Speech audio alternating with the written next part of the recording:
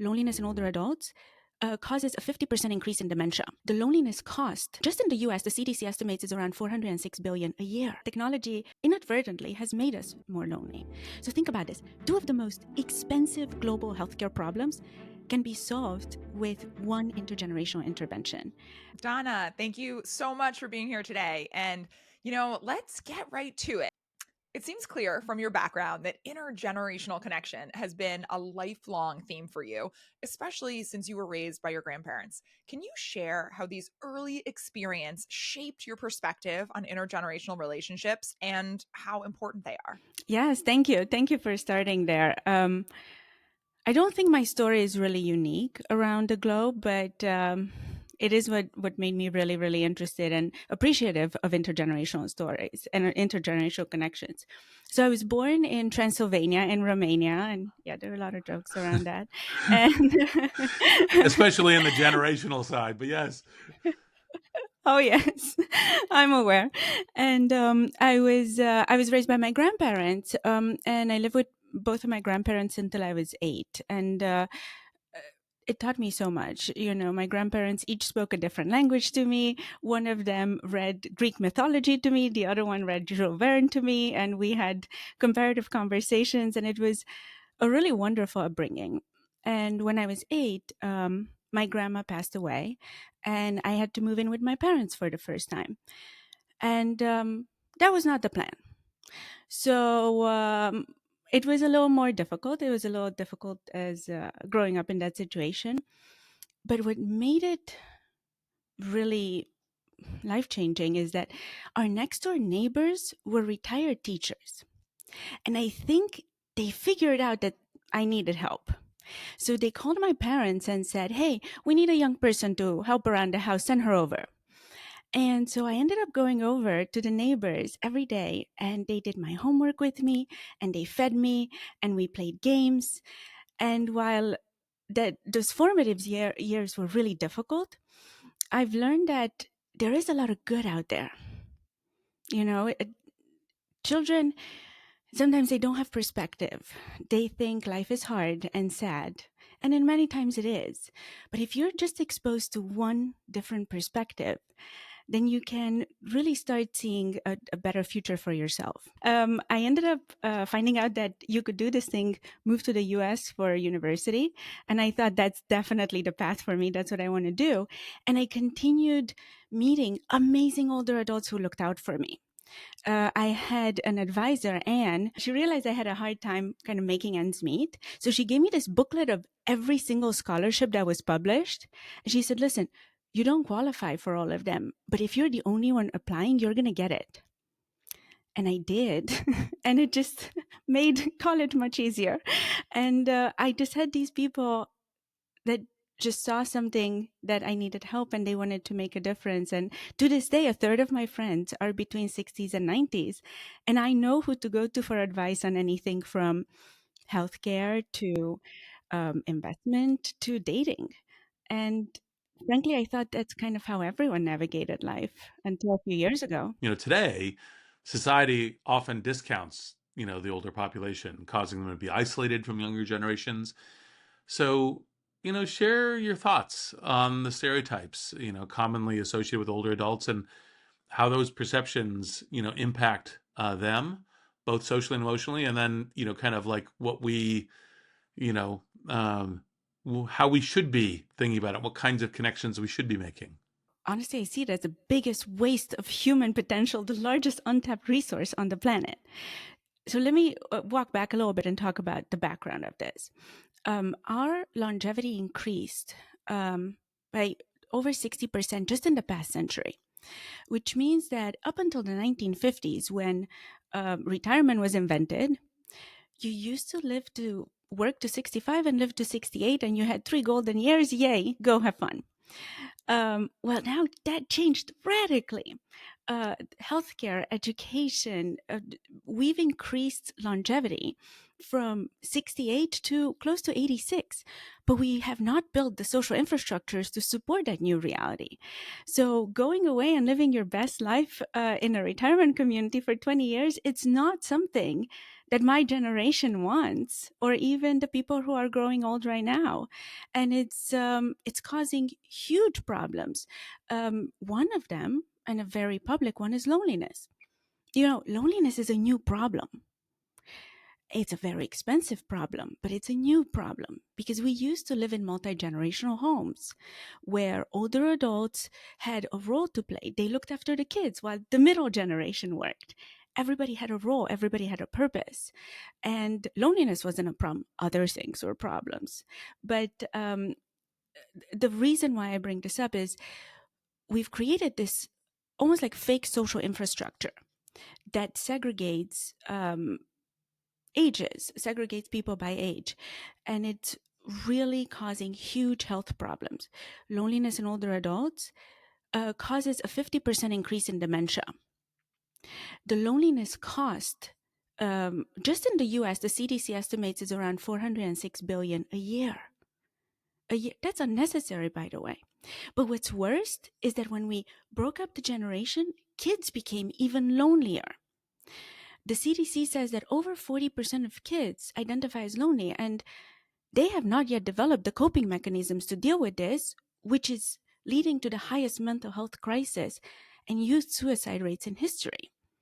So we came up with this interesting, seemingly innocuous solution 75 years ago that down the road has really significant social challenges. So the way I look at it, it's almost like there's an invisible network of wisdom out there. We have the largest older generation in history. They are the healthiest, the most educated, and we push them out of society when they're pretty much in the prime of their time. It's so funny. I mean, I couldn't relate to this more.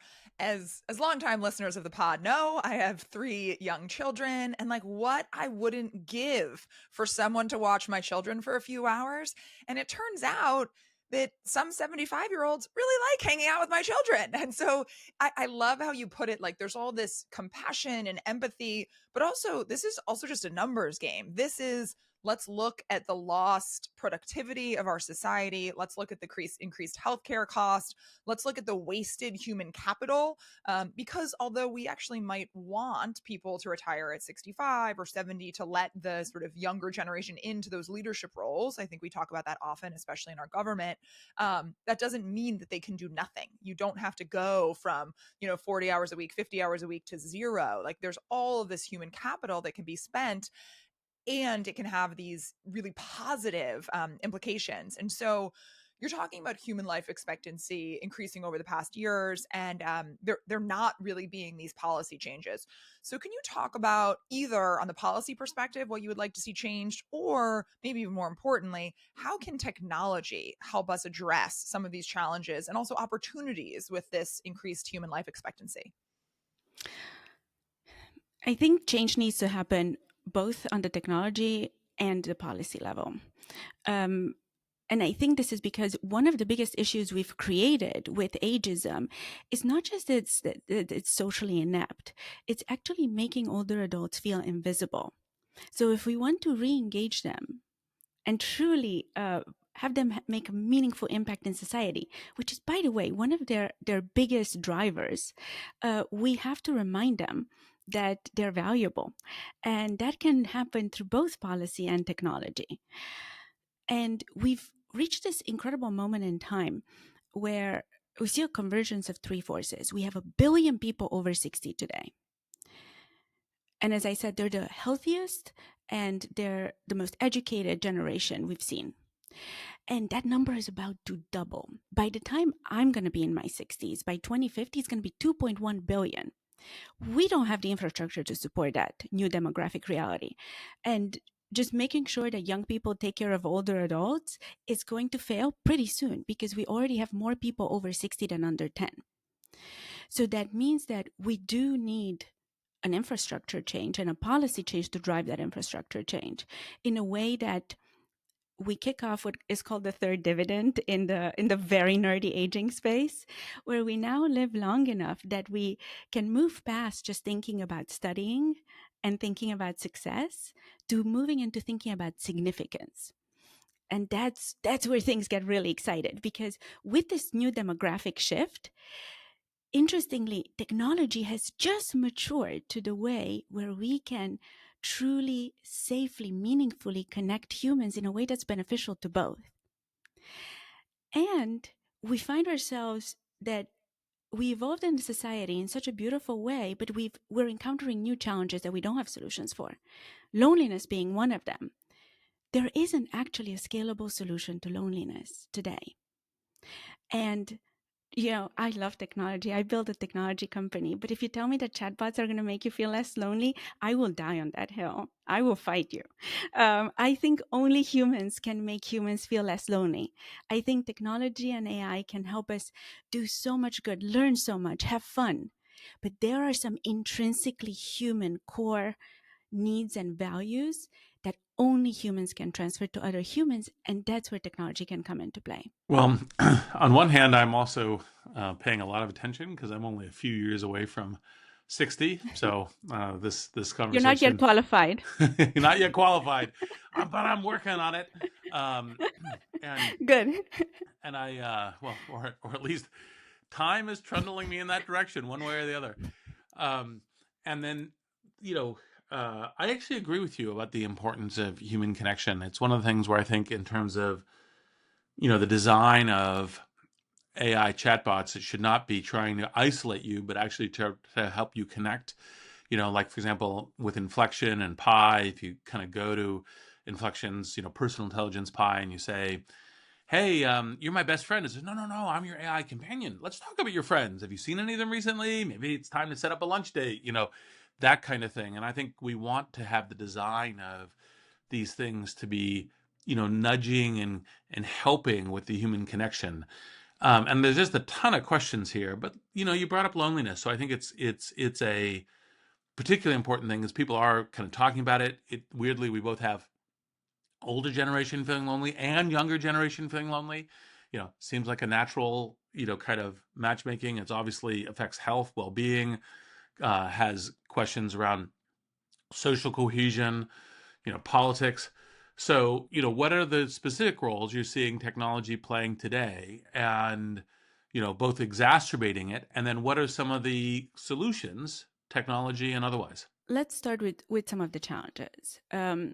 This is no news to anyone who's listening to this podcast or or lives today, is that technology inadvertently has made us more lonely, and has caused some of the mental health issues in young people. And I'm talking particularly about social platforms. And obviously, they were not intended to cause any harm. But sometimes when we build huge global infrastructures, we really have to get very imaginative to get to the scale effects of it. So young people are growing up. We talk about this actually a lot internally. Read Arya, when you and I were growing up, we were told to go out there and change the world. Right? That was the premise. And maybe if you're old enough, and none of us are, maybe you were taught how to duck under your desks in case of a nuclear disaster. I'm learning this from our older adults. But that's what you dealt with. And maybe you dealt with the school bully. Okay? Today, kids are growing up told, go out there and save the world. The challenges that are put upon them, whether it's climate, political, migration, or mental health, are something that we can't even totally conceive. That's so much pressure to put on young people. And by the way, we do have to rely on them to build a better future. So we have to give them absolutely every leg up that we possibly can. And the only untapped human resource out there today are older adults. And there's so many of them that we can use technology to vet them, train them, and support them, so that every single kid out there growing up today and in the future has not just one, but maybe a task force of older adults who guide them and help them build resilience and give them perspective about life. I'm not sure I 100% agree with you about the change the world, save the world dynamic, because I do think that, man, World War II was scary, and man, the Cold War, and like they're every generation sort of has their has their big global problem they're fighting against. I absolutely agree with you that, when you're 15 and you couldn't see what your friends were doing on Friday nights, and now you can see that they're doing things without you, and you're left out and you're alone, and you're keeping up with the Joneses. Like there are things on social media that have sort of led to or exacerbated some of these things. And I also agree with you that sort of having people in your life who support you and are there for you unconditionally, sometimes having people that aren't your parents, to be clear, is really positive. And I love the ways that technology can help on that front. And so, for those of us listeners who don't know about your company, Eldera.AI, I would love for you to talk about the mission of that platform and why you think it's sort of this unique purveyor of intergenerational conversations. Um, Thank you for that. I want to start with clarifying something. It is not a unique purveyor. Intergenerational connections are as old as humanity itself. Sure. What we've built is an infrastructure that makes it available and accessible to anyone, regardless of geography or mobility, in a way that is both safe and meaningful. And what I mean by that is that we train, vet, and connect older adults to serve as friends and mentors to kids around the world. When we connect a young person and an older adult, and they bond and they talk weekly, anywhere from like 47 to sometimes 2 hours a week, because you're right, Ari. Kids want to talk to an adult, just not their parent.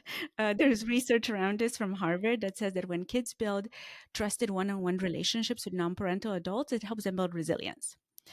And older adults get purpose. And, we couldn't even do that a few years ago because technology plays a really, really important role. We use technology in 3 different ways at Eldera. First, it's safety. So we built out an AI chaperone that checks every recording for any potential risks, but also learns from what makes a good match, a good conversation, a good pairing, and is able to help us build a better product. The second is matching. So this kind of goes back to the idea of social media and what we talked about before. People people think that you match people that are similar. Well, what we've learned from almost 5 years of data is the opposite. You know how our grandparents, at least my grandparents, used to say, opposites attract? Well, our data actually shows that. That when people are really, really different, like different geographies, by the way, that's one of our safety features, different geographies, different generations, different cultures, they actually feel so special and unique that it makes them very curious about the other person, and both of them start feeling better. They're not trying to fit in with each other. They feel excited about someone who's completely different than them. And I think that's one of the most interesting things, that we can look at a set of variables and figure out points where they will click, or the kids call it the bond, uh, based on their differences, not on their similarities. And that has so many like cascading positive externalities, because now it creates incredible health benefits. In fact, the Cleveland Clinic named us a social prescription that solves both loneliness in older adults and mental health in kids. So think about this. 2 of the most expensive global healthcare problems can be solved with one intergenerational intervention. So listen, I think we have an opportunity to take almost $1 trillion of social capital that's sitting idle and build the infrastructure to turn them into a resource for society. And it's incredibly beautiful that as humans, we are wired to make an impact. One of my mentors, Dean Linda Fried of Columbia University, ran some of the seminal researches on generativity in older adults. And she defines generativity as the desire to make a younger person's life better, or how we talk about mentoring. And the sense of generativity and feeling useful will keep you healthier longer, but by decades. So that not only reduces our healthcare costs at scale, But it also creates, just like what you talked about, Aria, a new social capital. And yeah, it's not a solution for everything, but it's something that that we can do easily. The technologist in me is very curious to ask the following question. My very first startup was called SocialNet and was kind of like helping people make connections as everything from, dating, professional networking, roommates, sports things. What have you learned about like the do's and the don'ts of the matching? Like, what are some of those kind of characteristics, just so that it kind of makes it a little bit more tangible for people about like what is that new human connection that creates joy and interest and learning and kind of intrigue about life on both sides. Um, Thank you for asking that. That's something that we have fun with constantly, and it actually brings up the third part of how we use technology at Eldera, which is understanding wisdom. So Eldera started in March 2020, but before Eldera, I was obsessed with this idea of how can we use AI to codify human wisdom like we sequence the genome. Because if we can codify it, then we can help find it in every person and help them give them a way to contribute to society with it. So that's where it actually started. And when COVID happened, we realized that's a great theory. Set that aside, put people together now because they need each other now. But that initial theory taught us how to ask the right questions about each person. So when an older adult or a parent with a kid or a teen joins Eldera, we ask them a series of questions, and they're open-ended questions, and that's something that's very important. It's not just a drop down. But one of the most fun ones I can dive into is the superpower question. So we ask everyone what their superpower is, and let me tell you, the older generation is not used to answering that question. But we do it on purpose because we want them to start thinking positively about themselves from the get go, from the sign up process. It's really important to us. So the responses we get range from anything from my superpower is courage, it's empathy, it's resilience. Wonderful. Then we get to my superpower is time travel. And I'm like, oh, you're going to be a fun one. I cannot wait to meet you. All the way to what kind of question is this? Which, to be fair, was a retired CIA agent who we adore. But that's just his personality. They're all fantastic, valid answers. But what they're open ended answers, whether we ask them about their superpower or their life experience or their expectations, they tell us just as much about who they are from a professional perspective, let's say, as what their personality is. And I think that's where we really see really beautiful correlations. I'll give you a very specific example. We connected a young girl who's 15 at that point, Justine, who was a Haitian immigrant in Miami. She had just immigrated with her parents to the States maybe a year before, and she was in high school. Connected her with 82-year-old Mary Ellen from LA. And Mary Ellen went to Radcliffe. She was on the board of excellence since 1984. Okay. So we connect the two of them. And what Justine tells me, because we do feedback forums, is that she feels like she's looking at a mirror of herself when she talks to Mary Ellen. And so I asked both of them about it. And they discovered in being so curious about each other that they have a shared childhood experience. So when it came time for Justine to navigate the US and navigate getting into a really good school, and Justine is really, really smart, Mary Ellen reached out to the community and got several older adults to help Justine apply to schools and get scholarships. And, when you connect to people that are incredibly different, you almost force them to find what they have in common. And that in itself is the bond. And that creates the joy. And now you created a friendship. So Mary Ellen wrote an email to the person who introduced her to Eldera, saying that it was the best introduction she's gotten in 40 years. And it wasn't about Eldera, it was about Justine. Totally. I love it's like I've been so lucky to have mentors in my life, to have people doing me favors, helping me out. I hope I'm also doing that for other people. And if you can sort of bring that joy to so many people who might not have experienced it for whatever reason, I think is so powerful. And so when you have your younger cohort, it's 6 to 18-year-olds, and you're thinking about that intergenerational connection. Do you think there's something special about sort of 6 to 18 with the older adults? Are you going to expand to people in your 20s? Like, why focus on that demo? May you change? Or you think that's where sort of the special sauce is? I started there because I believe that young people need the most support. I mean, it's not just that I believe. Data shows globally that young people need the most support. Young people are also the hardest to build technology for. A lot of people build technology for the 20, 30-year-olds and so forth. But you have to be incredibly mindful about how you build technology that keeps young people safe. And that's what I really, really think, that technology has evolved in a way that it's only now allowing us to do that well at scale.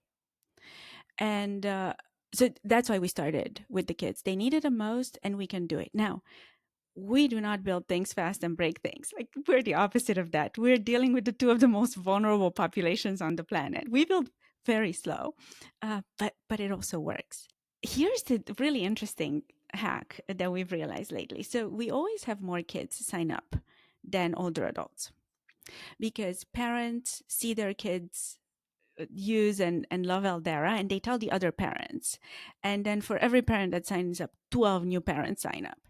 Mentors tell their best friend. So that's a little bit of a problem there that we're solving now with technology, with what we call the wisdom portrait. We can talk about that later. But what we've realized now is that parents sign up for Eldera because they want the access to the mentors too. Now it's really taking us down this path where just recently, in the past few weeks, we have really big companies reach out to us saying, we want to offer Eldera as an employee benefit, because our employees who are parents are the most stressed generation, and we think that you can help them out both with their parents and their kids. And I'm like, yeah, that's a good reason to use Eldera for us. So that's why we initially started with the kids. We will eventually grow into other areas. But I want to clarify that Eldera stands for the era of the elders. So our atomic unit, our core, is the older adult. We look at the older adult not as someone who needs care, but as the person who cares. So when we build, yeah, exactly. So when we build technology, it's really to understand what makes them special, which is what we call the wisdom portrait, and how can we offer them opportunities to contribute where they feel incredibly valuable.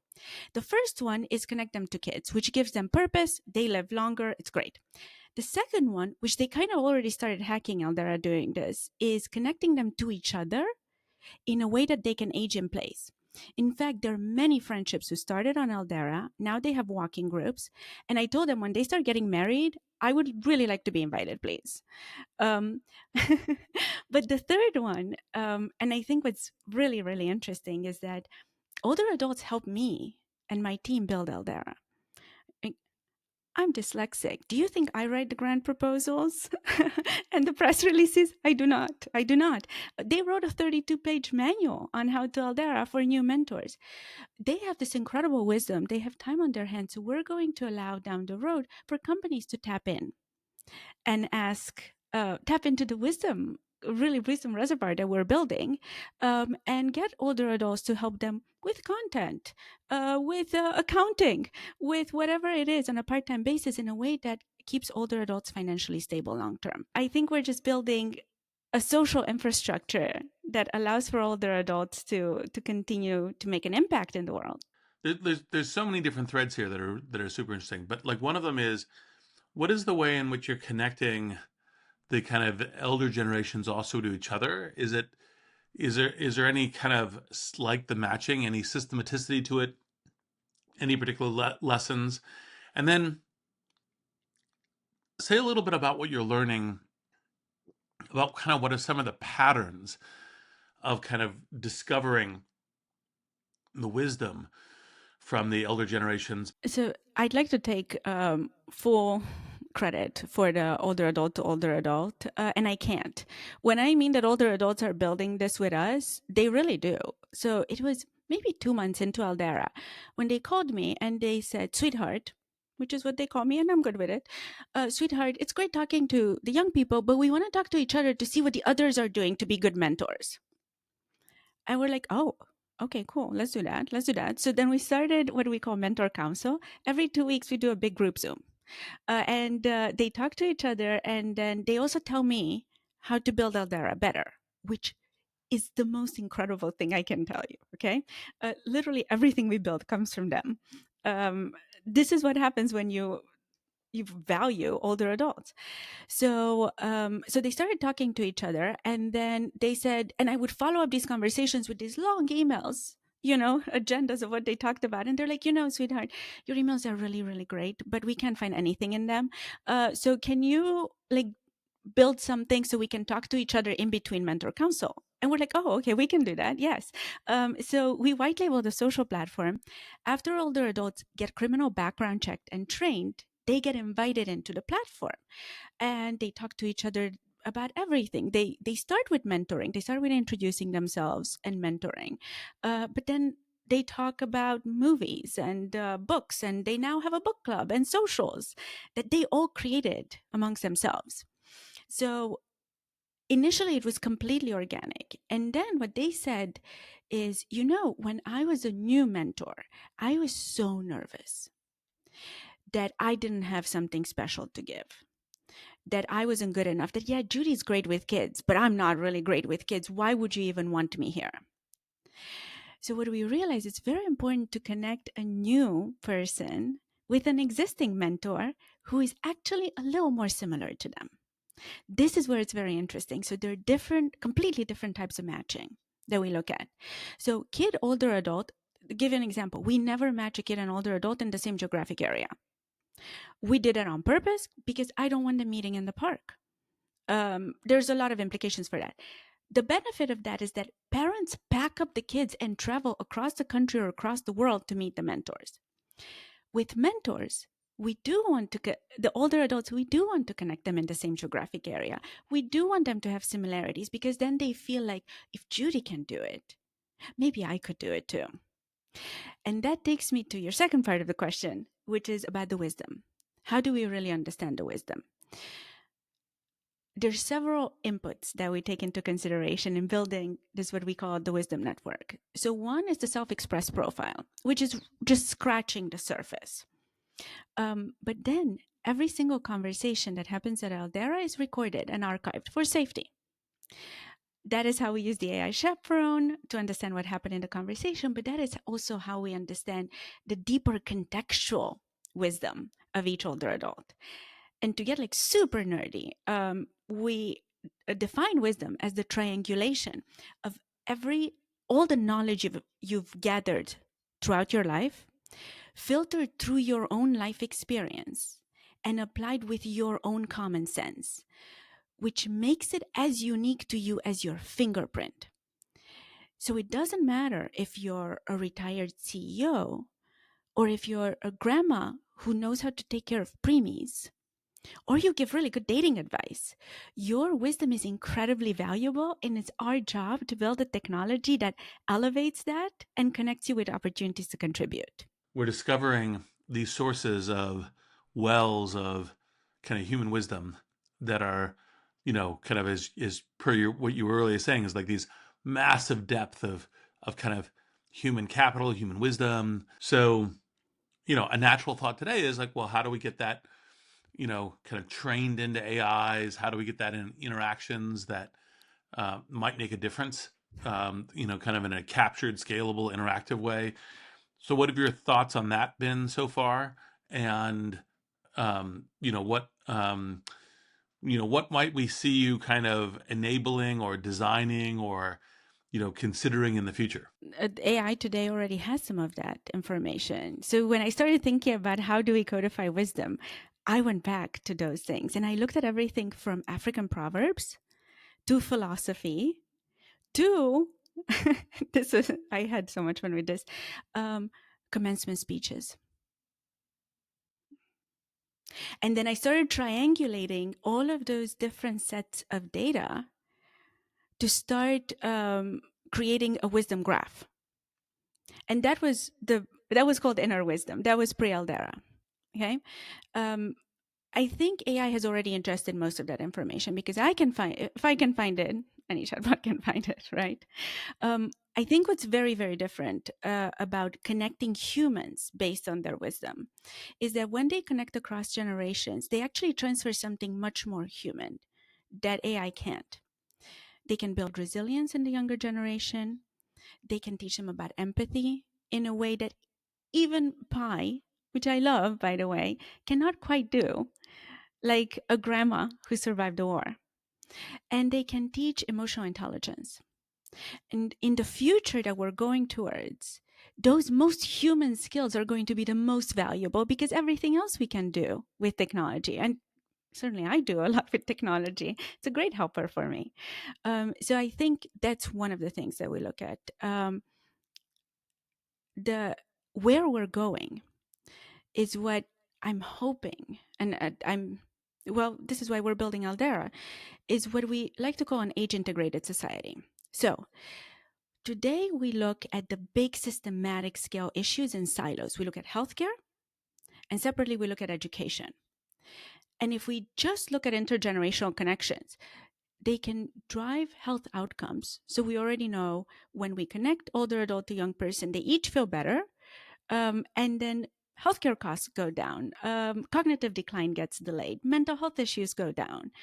But then kids also learn some of the most human traits that they can possibly get from a person who cares about them, not from a curriculum at school or from a chatbot.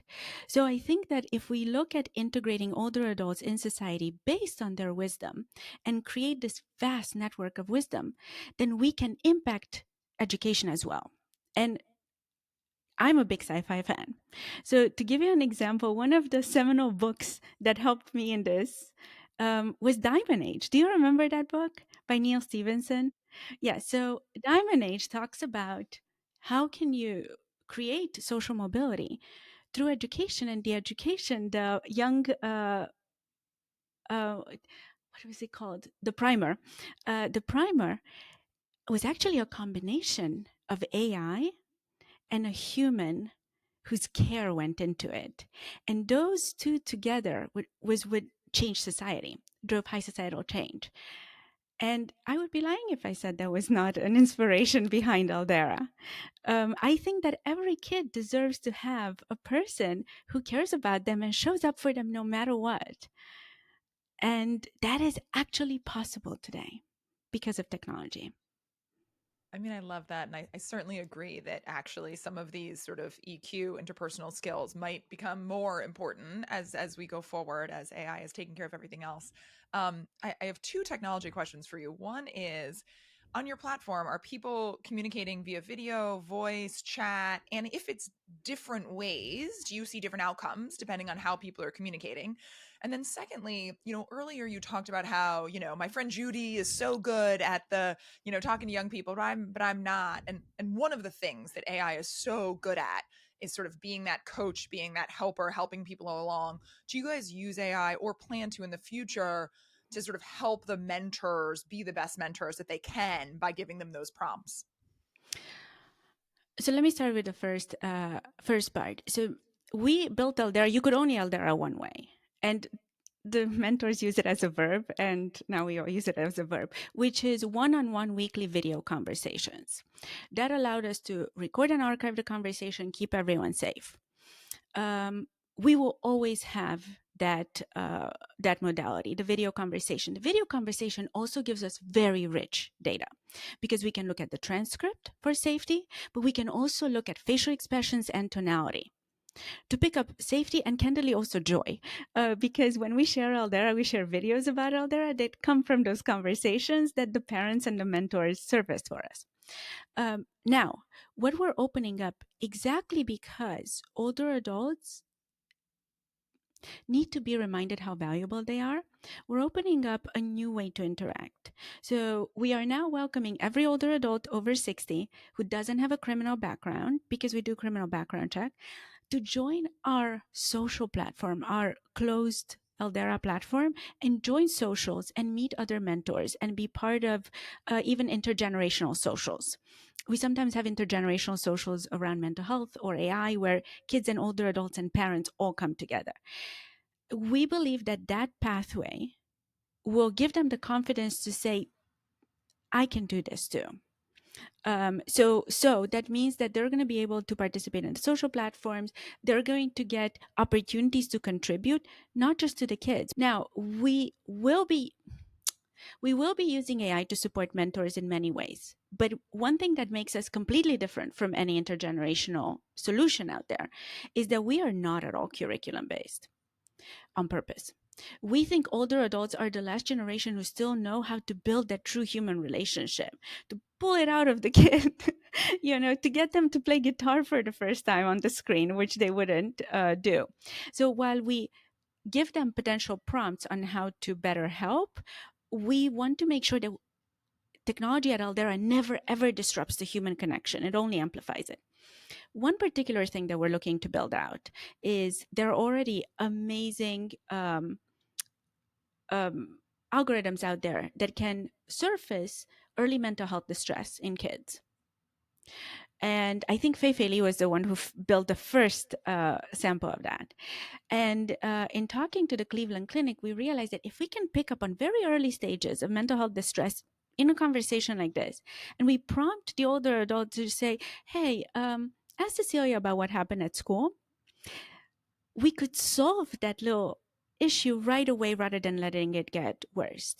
So we will be using AI in those ways, in potentially alerting older adults to opportunities to do good above and beyond by using their capabilities, but above and beyond what they might actually pick up. What are some of the kind of of what you might be seeing in this kind of, like, as it were, the learning loop of the generations in humanities, or anything that you're seeing yet? It may be early, it may be harder to capture in this, but it's one of the things, obviously having just published Super Agency, it's kind of thinking about like what the progress of knowledge is, and kind of capabilities. And I'm curious if there's anything in particular you've seen there. Absolutely. I mean, that's the long-term vision. We believe that older adults have this incredible, we call it wisdom, but we can really break it down to very interesting intuitive pattern recognition on contextual pattern recognition.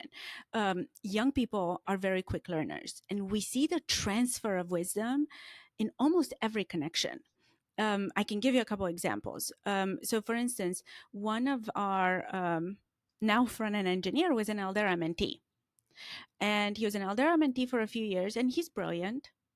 Jackson, and we paired him up with this amazing, legendary engineer who built the first Netflix app. He built Pinterest Pin, and he just retired from Pinterest 2 years ago. And he lives in Kauai with his amazing wife and goats. I know, goats. Why? It's amazing. So we paired those two together. And Kent, the engineer in his 60s, he doesn't really like to code anymore, even though he's brilliant at consumer tech, because it's a little hard on his eyes. All Jackson wants to do is code.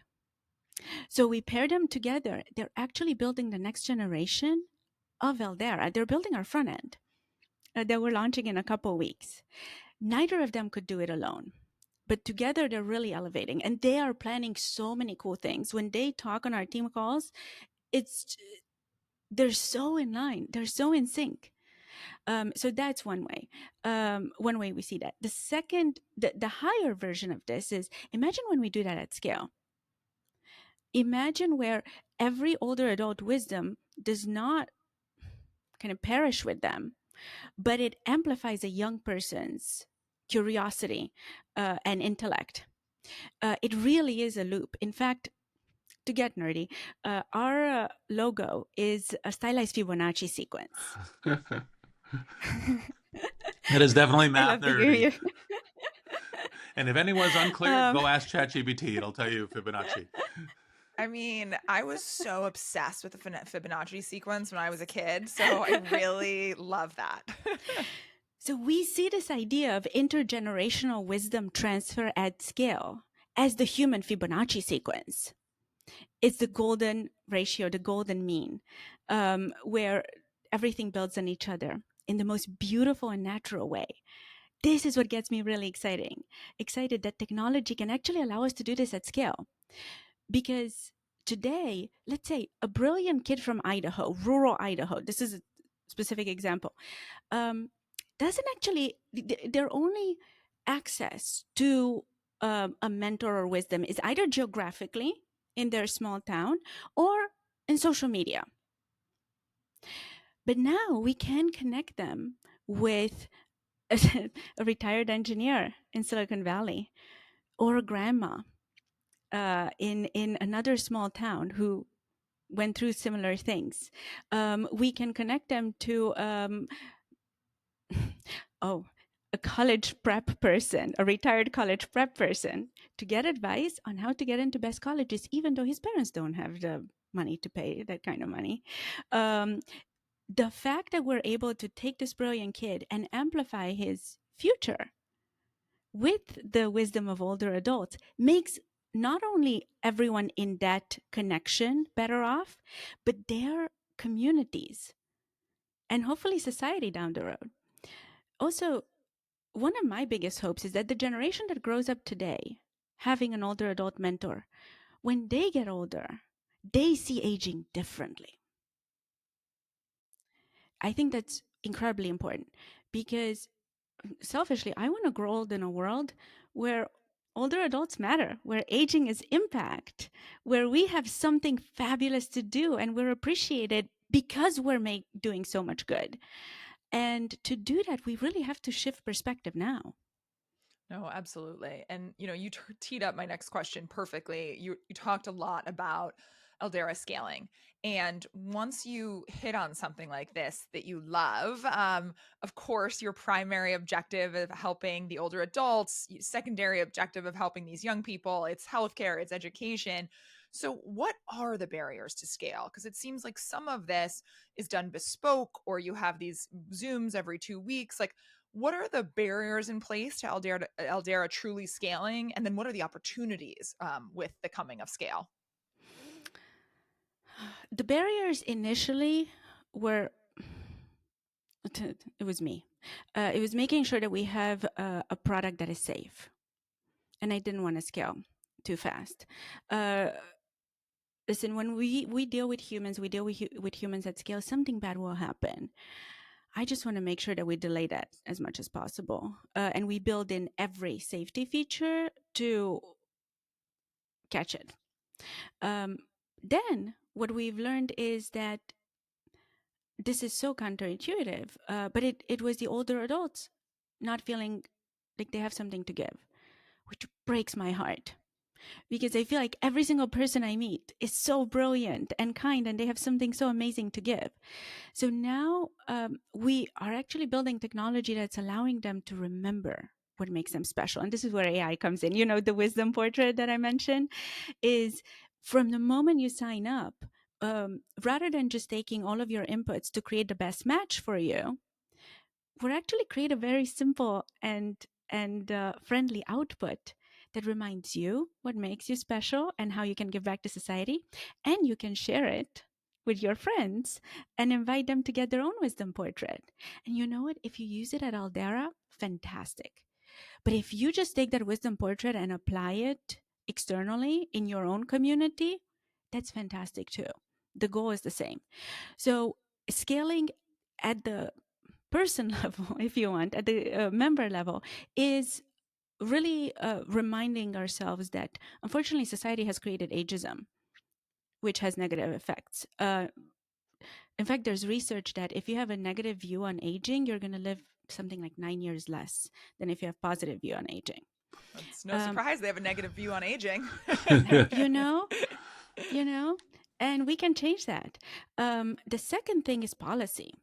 So I've been working with Medicare, Medicaid innovation, and we were talking about how can we use an intergenerational connection, whether it's Eldera or something else, to lower both Medicare and Medicaid costs with one intervention. So Medicare, spends 6.7 billion only on loneliness in older adults. Medicaid spends 5.8 billion, I believe 55% of their budget on mental health for kids.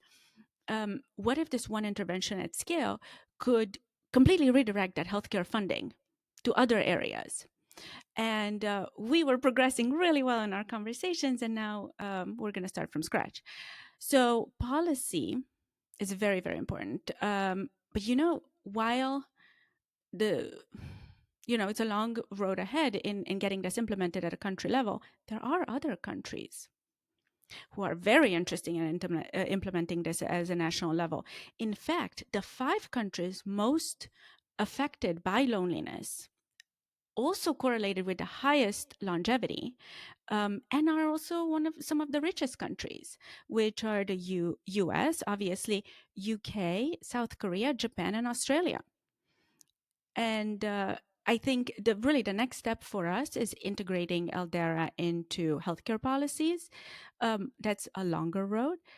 A shorter road, which again I cannot take credit for, is that companies actually want to give this to their employees to help them be happier. As you've begun getting to scale, have you determined any kind of almost like call it best practices wisdom that goes across different cultural groups?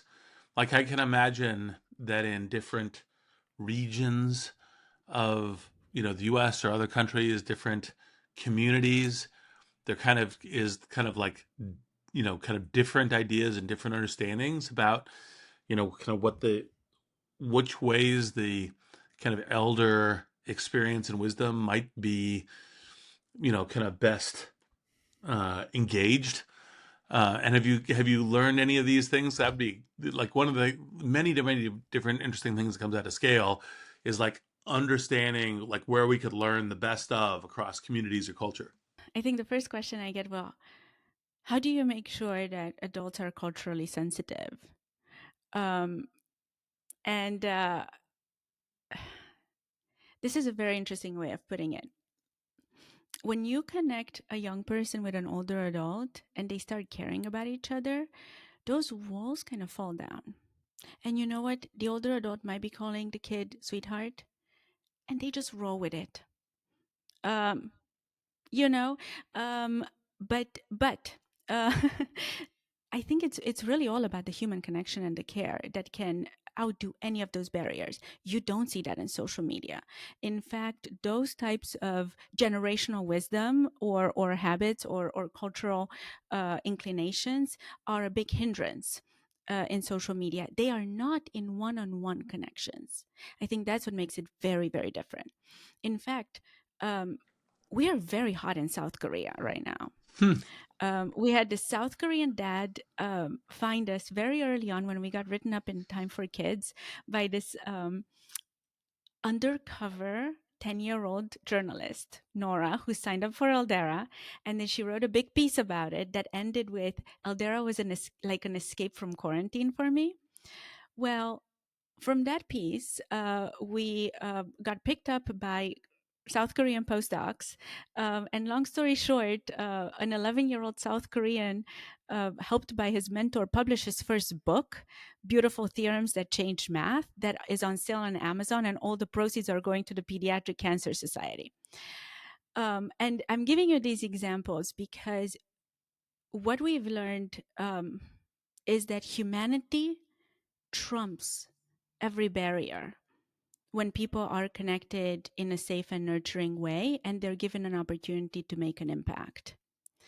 So whether it's convincing a kid to write a book and publish it, or helping a kid get into school, or just having a conversation about girl drama, which I've learned about recently. I don't have kids. Girl drama is a thing, and girls need a lot of help with it. Also, a conversation in our mentor council was, kids want to become YouTubers. Now imagine 70-some-year-olds talk about the pros and cons of becoming a YouTuber, but like supporting the kids' vision with it. And the last example I want to give, it all comes down to truly, truly human empathy, is one of our mentors, Connie. She's in upstate New York. She's a retired teacher, and she's mentoring a 6-year-old kid in Austin. And she was interviewing the kid, like, what do you want to do when you grow up? What are your goals? And the kid, who's normally super bubbly, said, my goal is to not die. And it just stopped the conversation because apparently there was a school shooting. And so the little girl was afraid to go to school. And so Connie immediately reached out to the mom. They had a conversation about how to support the kid. But then she reached out to me and said, I want to make sure that everyone in the community is aware of how school shooting affect kids. And about a quarter of our community doesn't have kids or grandkids. So they kind of hear about school shootings in an abstract. Well, now suddenly, when your kid, because they call them my kid, tells you they're afraid to die, you do something about it. They are organizing now locally to change local legislature to support the kids. These are just examples of human empathy that come out of relationships that would have never otherwise happened. So I don't know if that answered your question fully, Reed, but I think those are the things that we really value. No, it's a great answer. And exactly the kind of human fabric that I was kind of hoping to tease out of the, add to the conversation. All right, rapid fire. You can answer at any length. They're just the same questions we ask all of our guests. To start, is there a movie, song, or book that fills you with optimism for the future? Okay. I grew up in communist Romania. As you know, I was 8 when communism fell. And the first 2 TV shows that came to Romania after the revolution, where all we saw was the dictator, like that on the TV, one of them was Star Trek. So imagine a kid who grew up in communism, who had like 2 hours of TV and maybe 3 hours of electricity, suddenly sees Star Trek, Next Generation, Picard, all in. I think Star Trek completely changed the realm of possibilities in my brain. It rewired my brain to look for opportunities. And I was so excited about it. I mean, to this day, I've watched literally every Star Trek episode that's out there. I became vegetarian because of Star Trek, because now I believe that any species that has 2 eyes is too close to my species. We can go down that road too. But I'm such a huge fan, and I continue to be a huge fan of Star Trek. And I think that some of the seeds that it planted in me when I was 8 um, are hopefully coming through Eldera today. That is awesome. What is a question that you wish people would ask you more often? Okay. I think people should ask me about my best party trick. So, if you are potentially more introverted, or you get invited to like super cool parties and you wonder, how did I get invited to this? And I don't know anyone here and everyone is so ridiculously cool. Then my best trick is find the oldest person in the room and start a conversation with them, because you're going to have a fascinating conversation and you're going to feel welcomed. And case in point, about a year ago, I went to a friend's birthday party and I just didn't know anyone. And I found this incredibly looking gentleman with a yellow jacket in his, older years. I can't quite tell, but definitely the oldest person in the room with his wife. I went up to them, started a conversation. We talked about wisdom and books and the most incredible like topics you can imagine. And at the end of the evening, I realized I was talking to Kevin Kelly, and now we're friends. And I had no idea. I didn't put 2 and 2 together. I was aware of his work, but I genuinely did not recognize him in this like jazz club situation. And so that's my best party trick. And I would like to share it with everyone who has ever felt like they didn't really belong somewhere. I think I've seen that yellow jacket, and Kevin Kelly is a great futurist who I love a lot of his work. So, next question. Where do you see progress or momentum outside of your industry that inspires you? Healthcare. I am so excited about the intersection of AI and healthcare and personalized care.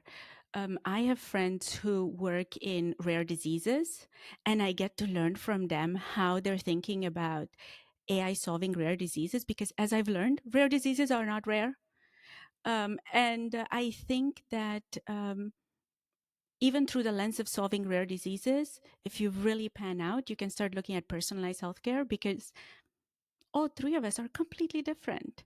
And we should have healthcare that understands us and matches us and solves our own solutions. So I'm very excited about that, both from an aging perspective, because I want people to live healthier longer so they can serve at Eldera and help young people. But also, it's just fascinating to understand how much more we can grasp and how much more we can solve with AI in healthcare. So that's what I'm most excited about. Last question. Can you leave us with a final thought on what you think is possible to achieve if everything breaks humanity's way in the next 15 years? And what's our first step to get there? We're about to live in the world where there's more older adults than young people, where there's a complete demographic shift, where we have this incredible generation coming on board. And I think what's possible, and hope if I have something to say probable in the next 15 years, is that we build a new social infrastructure where our aging becomes an asset to humanity, where countries with the highest aging are not worried about their healthcare, but are boasting about their reservoirs of wisdom that they have. Because I want to make sure that we all get to grow old in a world where aging is not just inevitable, but it's invaluable. I love that final thought. Dana, such a joy to hear about what you're doing. Thank you so much for being here. And Thank you so much. I really appreciate it. and as someone who is only a few years away from that 60-year-old line, a great delight. Thank you. Thank you very much. Thank you. I appreciate it. Hopefully when you turn 60, you'll hear from me. Possible is produced by Wonder Media Network. It's hosted by Aria Finger and me, Reid Hoffman. Our showrunner is Sean Young.